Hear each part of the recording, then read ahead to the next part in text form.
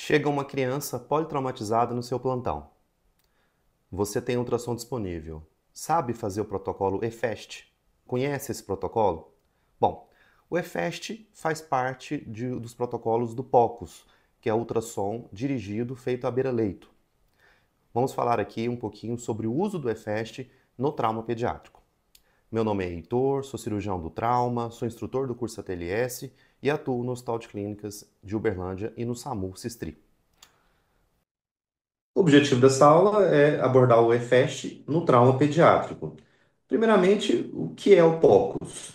Muito mais do que um ultrassom point of care portátil feito à beira-leito, o ultrassom POCUS é um método que se integrou ao exame físico como um estetoscópio, que permite uma avaliação rápida, precisa, focada no diagnóstico necessário para o tratamento imediato de um paciente grave, garantindo assim um diagnóstico rápido e uma medida imediata na reanimação desse paciente, na identificação da causa do choque.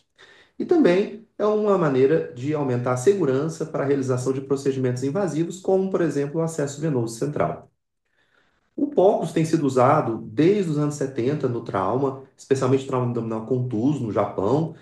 A partir dos anos 90, protocolos mais robustos começaram a se desenvolver e serem testados na Alemanha e nos Estados Unidos. Em 1996, o ATLS, Advanced Trauma Life Support, incluiu no seu manual o uso do FAST como parte da avaliação primária dentro do C do ABCDE, para identificar a causa do choque. O FAST é o Focused Assessment with Sonography in Trauma, ou seja, é uma avaliação ultrassonográfica focada, que corresponde ali a quatro janelas básicas. A janela subxifoide, a janela hepatorrenal, esplenorenal e suprapúbica. Usamos aqui o transdutor convexo ou setorial, e o objetivo ele é bem claro. No caso do subxifoide, avaliar se há líquido no pericárdio e nas demais janelas avaliar se há líquido na cavidade peritoneal. Com isso, a gente consegue uma alta sensibilidade e especificidade no diagnóstico da causa do choque desse paciente que está grave, que está instável.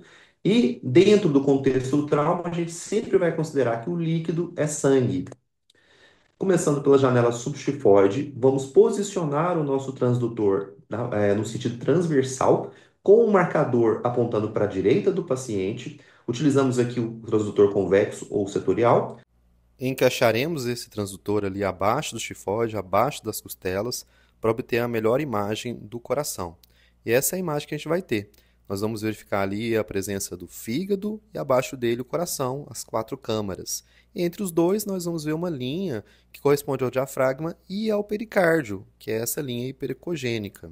Em alguns casos é necessário aumentar a profundidade da tela para obter uma imagem completa do coração. E o objetivo aqui é visualizar líquido dentro do pericárdio. Nesse vídeo a gente pode ver um exame usando o transdutor setorial para realizar a janela subxifoide ou subcostal para detectar o líquido no pericárdio. Também pode ser usado o transdutor convexo, ele é posicionado ali nessa região epigástrica, né, e é encaixado na região subxifoide. Então é necessário aqui posicionar o posicionamento adequado desse transdutor, apontando ali ligeiramente para o lado esquerdo, e ele deve ser afundado aqui, na forma que ele fique mais quase paralelo realmente à superfície, né, encaixado abaixo da costela e do xifoide. E aí o fígado vai servir como uma janela acústica para a visualização do coração. Então, a primeira imagem que a gente tem é o fígado, seguido então da imagem do coração, tá? E aí a gente vai ter essa parte anecóica, que é líquido dentro do ventrículo direito, e mais posteriormente o ventrículo e átrio esquerdos. E essa área mais cinza é o miocárdio, né? O sangue, como eu disse, anecoico dentro. E essa linha hipercogênica corresponde ao pericárdio.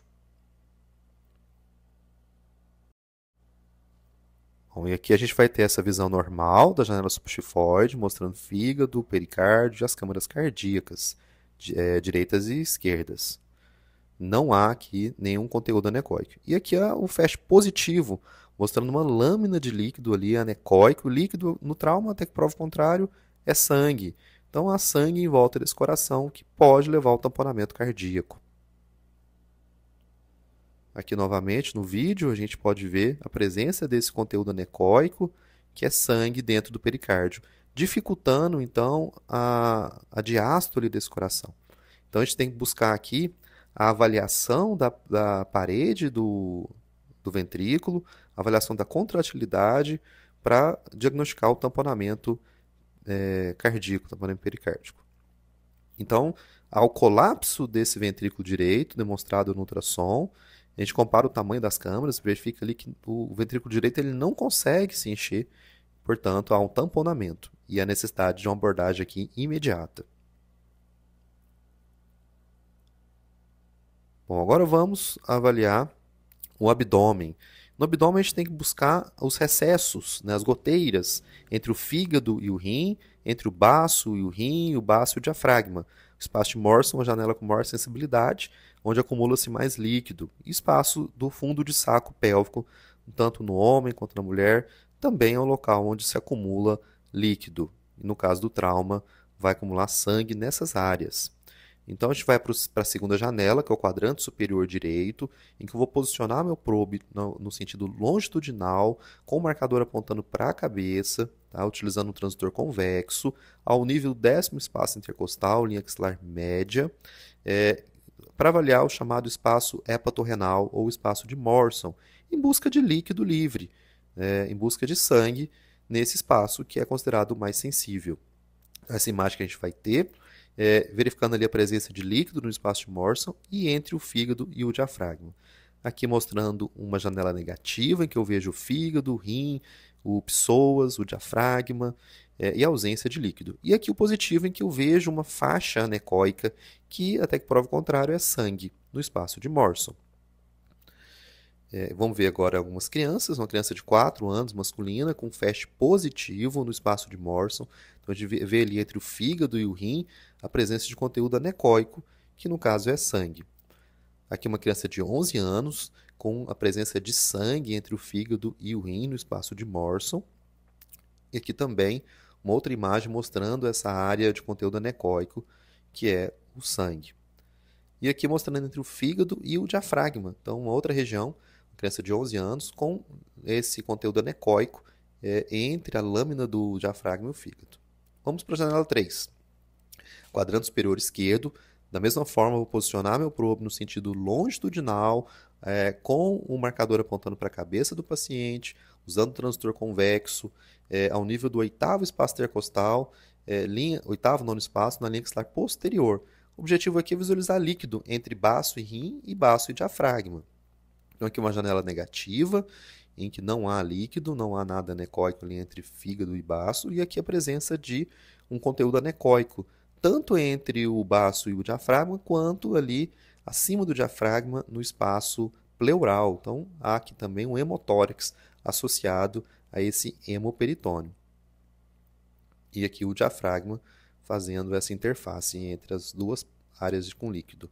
Aqui uma criança de 11 anos com líquido entre o baço e o diafragma. O diafragma é essa linha mais clara. E aqui uma lâmina de líquido entre o baço e o rim. Uma criança de 13 anos, FAST positivo.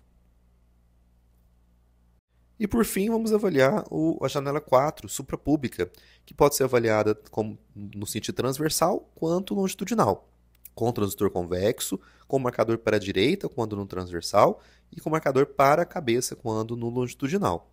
Essas são as imagens que a gente vai obter no transversal e no longitudinal aqui, quando posicionado nesse local. E vamos buscar aqui identificar a presença de líquido em fundo de saco. Aqui uma imagem masculina, a bexiga com conteúdo anecoico, a próstata aqui embaixo, e a ausência de líquido anecoico aqui em volta da bexiga.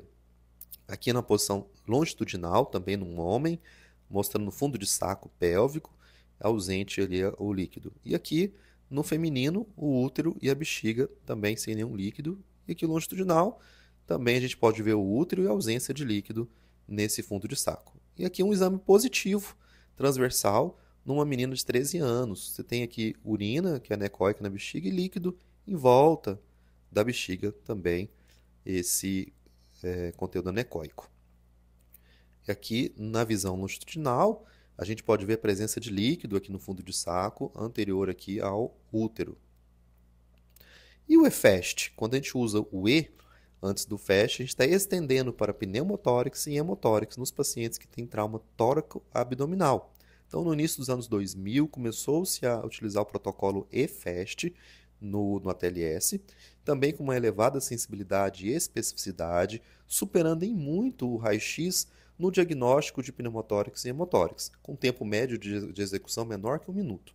Aqui eu vou usar preferencialmente transdutor linear, avaliando a parte anterior aqui, em vários espaços intercostais para descartar pneumotórax, e avaliando derrame pleural mais posteriormente, lateralmente, aqui nos quadrantes superiores direito e esquerdo, em procura de uma substância anecoica, que é o líquido.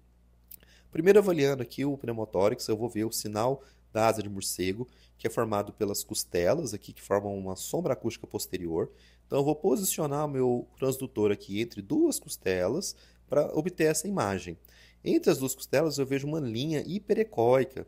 Essa linha corresponde à pleura, tá?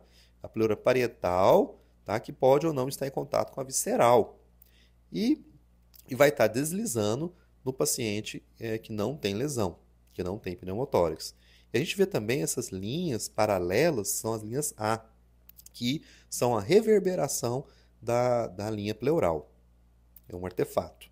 Aqui à esquerda a gente vê o normal, que é o deslizamento, esse movimento sutil aqui da pleura visceral sobre a parietal. Então a gente vê que há deslizamento, que é o normal. E aqui, nessa imagem maior, à direita, o que a gente percebe? Que a pleura está estática, não há deslizamento, não há movimentação. Por quê? Alguma coisa está impedindo, por exemplo, no pneumotórax, a presença de ar, que impede o contato das duas pleuras. Então, não é exclusivo do pneumotórax, mas no paciente em ventilação espontânea, vítima de trauma, a ausência de deslizamento sugere fortemente um pneumotórax. E aqui a gente vê nessa imagem o porquê disso. Na área em que o pulmão encosta, aqui na parede torácica, tem deslizamento.